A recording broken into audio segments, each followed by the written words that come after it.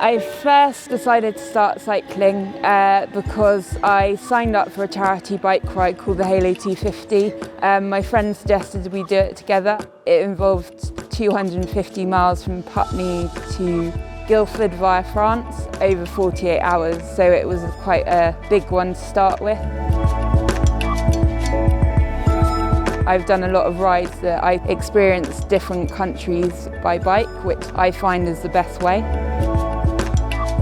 I've done New Zealand, which was amazing, but also I cycle for my mind. It gives me balance and perspective, and it's a great way to get out and just kind of take any frustrations away.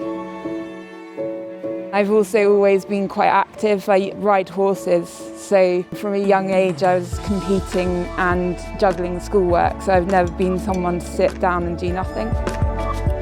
Although I still ride a lot, I can't quite ride every day, so cycling's been kind of my other thing that I love to do. I like to sign up for crazy challenges.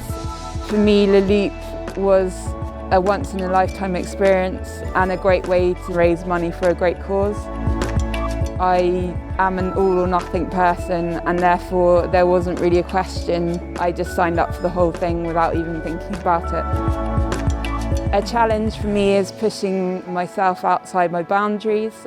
I like the journey that gets me towards the challenge. Say, for example, the training is the journey to get to the goal, and that gives me focus and structure throughout the year to then complete the ride.